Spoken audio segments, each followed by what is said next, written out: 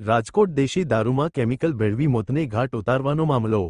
મનસુખ ડાભી અને અલ્પેશભાઈ સાબરિયાએ દારૂ પીધા બાદ થયું હતું મોત। દારૂમાં ભેળસેળ કરી મોતને ઘાટ ઉતારવામાં આવ્યા, જેમાં આરોપી જીણા ભગત દ્વારા અલ્પેશ સાબરિયાને અપાયો હતો દારૂ। પોલીસ પર પ્રેશર નાખવા માટે આત્મહત્યાનો કરાયો પ્રયાસ। આરોપી જીણા ભગત દ્વારા આત્મહત્યા કરવાનો કરાયો પ્રયાસ। મનસુખભાઈ દ્વારા પોલીસ તપાસ માટે આવી ત્યારે મકાન દેખાડ્યું હતું, તેમજ મનસુખભાઈનું મકાન પડાવી પાડવા માટે દારૂમાં ભેળસેળ કર્યા હોવાનું પ્રાથમિક સામે આવ્યું। અહેવાલ સંજય પોપટ।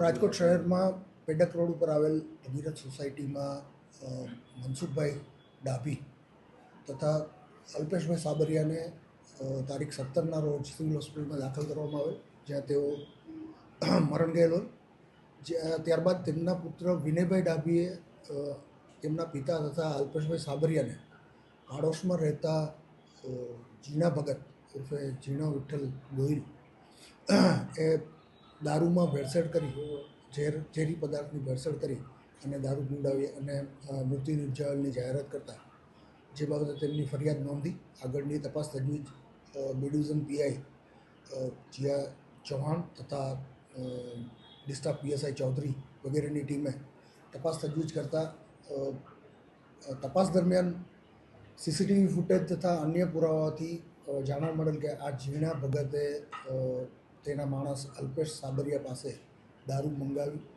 અને દારૂમાં ઝેરી પદાર્થની ભેળસેળ કરી અને આ બંનેને પીવડાવી દીધેલો, જેના કારણે આ તેઓનું મૃત્યુ નિપજેલ હોવાનું તપાસમાં ખુલવા પામેલ હતું।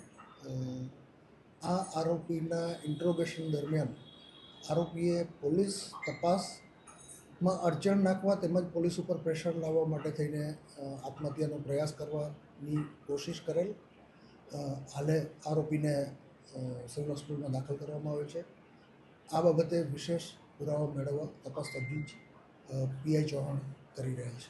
હત્યાનું કારણ એવું છે કે આ જીણા ભગત વરલી મટકાનો ધંધો કરતો હોય પોલીસ રેડ કરવા આવેલ ત્યારે એકવાર આ મનસુખભાઈ મરણ જનાર મનસુખભાઈ ડાભીએ આ જીણા ભગતનું ઘર પોલીસને બતાવેલ હતું, જેનું બંદૂક રાખેલ તેમજ એનું મકાન પડાવી લેવાનો પણ જીણા ભગતનો ઈરાદો હોય, જે બાબતે પણ તે અવારનવાર આ મનસુખભાઈ ડાભીને પ્રેશર કરતા હોય।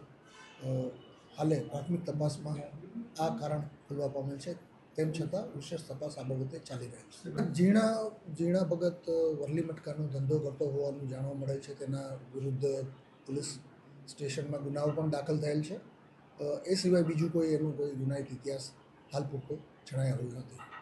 એ બાબતે દેશી દારૂના જેટલા ત્યાં વેચાણ કરે છે તે તમામ ઉપર રેડો કરવામાં આવી રહેલ છે, અવારનવાર રેડો કરવામાં આવી રહેલ છે, તેમજ આ બાબતે ક્યાંથી આવેલ તે બાબતે પણ વિશેષ તપાસ ચાલુ છે।